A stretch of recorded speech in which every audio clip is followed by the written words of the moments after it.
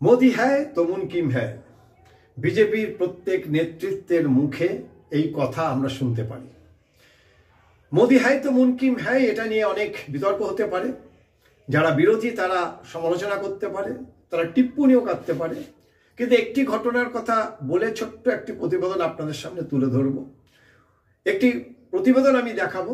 একটি সভা মঞ্চ থেকে নরেন্দ্র মোদী তিনি বলছেন যে বিজেপি যদি ক্ষমতায় আসে তাহলে তিনি হুঙ্কার দিয়েছিলেন যে লাল চকে জাতীয় পতাকা তোলা হবে। কি বলেছিলেন মোদী একবার শুনে নিন আপনারা। बता के जा रहे हैं लाल चौक तारीख घोषित करके जा रहे हैं 26 जनवरी। कार्यक्रम का स्वरूप भी घोषित है, झंडा फहराएंगे, गाजे बाजे के साथ आ रहे हैं।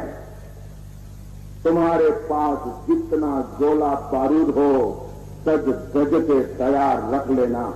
तुम्हारे पास जितनी गोलियां हैं AK-47 में भर के रख लेना। 26 जनवरी को फैसला हो जाएगा किसने अपनी मां का दूध दिया है। আপনারা শুনলেন। 2017 সালে আমি নিজে কাশ্মীরে গিয়েছিলাম। আমি আমাদের যে গাড়ির যে ড্রাইভার ইমরান তাকে আমি অনুরোধ করেছিলাম যে একবার লাল চকে নিয়ে যাওয়ার জন্য, লাল চক ঐতিহাসিক জায়গা, সেখানে নিয়ে যাওয়ার জন্য, কিন্তু ইমরান রাজি হয়নি। কারণ সেখানে গেলে আমাদের খুব খারাপ পরিস্থিতির মধ্যে পড়তে হতে পারে, আমাদের দিকে পাথর ছুটতে পারে, অনেক কিছু হয়ে যেতে পারে, যে কারণে কোনো ঝুঁকি না নিয়ে ইমরান যায়নি। সেই সময় যারা কাশ্মীরে গিয়েছিলেন তারা জানেন যে ভারতীয়দের উদ্দেশ্যে তারা স্লোগান দিত ইন্ডিয়ান ডগ গো ব্যাক, বিভিন্ন জায়গায় প্ল্যাকার্ড ফেস্টুন লেখা ছিল। আর তারপরে 2019-এ যখন বিজেপি দ্বিতীয়বারের জন্য ক্ষমতায় আসে, নরেন্দ্র মোদী আসার পরেই তাদের যে ম্যানিফেস্টো যা ছিল 370 ধারা বাতিল করে দেয় এবং তারপরে আমূল পরিবর্তন ঘটে যায় কাশ্মীরে।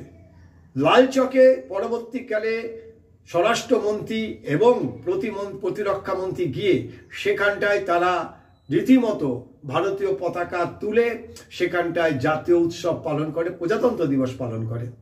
আর এই মুহূর্তে লাল চকে ভারতীয়রা ঠিক উৎসবের মেজাজে রয়েছে।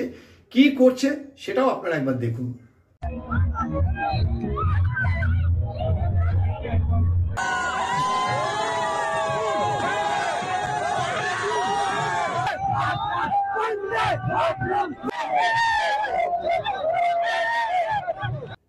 আপনারা দেখলেন উৎসবের মেজাজে রয়েছে। আগামী 26শে জানুয়ারি তার প্রজাতন্ত্র দিবস, তার আগে লাল চককে আবার ঢেলে সাজানো হচ্ছে।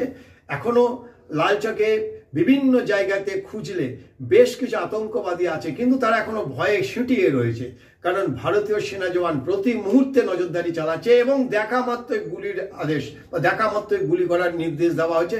ফলে ওখানটায় ফায়ারিং করা একেবারে একদম ভারতীয় সংবিধানের মধ্যে পড়ে। জাতীয় সুরক্ষার জন্য এবং দেশের সার্বভৌমত্ব রক্ষার জন্য ভারতীয় সেনা যা করছে সেটা আমাদের মেনে নিতে হবে। এই মুহূর্তে কাশ্মীরের আমূল পরিবর্তন ঘটে গেছে। ভারতের সংবিধান মেনে সেখানটায় সমস্ত আইন কানুন পালন করা হচ্ছে, যেটা এতদিন পর্যন্ত করা সম্ভব হতো না। কাশ্মীরকে অবরুদ্ধ করে রাখা হয়েছিল, কিন্তু নরেন্দ্র মোদীর জন্য হোক বা পরিবর্তনের জন্য হোক, যাই হোক না কেন, এই মুহূর্তে কাশ্মীরের খোলা দরজা ভারতীয়দের কাছে, যেখানটায় প্রত্যেকেই যেতে পারে। এবং লাল চকে যে কথা আজ থেকে 32 বছর আগে নরেন্দ্র মোদী চ্যালেঞ্জ নিয়েছিলেন যে লাল চকে জাতীয় পতাকা তোলা হবে, সে লাল চকে কিন্তু জাতীয় পতাকা এখন তোলা হচ্ছে, প্রজাতন্ত্র দিবস পালন করা হচ্ছে। ফলে বিরোধীরা যাই বলুক না কেন, নরেন্দ্র মোদী থাকলে যে সম্ভব সেটা তারা দাবি করতেই পারে। কেমন লাগলো আমাদের প্রতিবেদন আপনারা জানাবেন।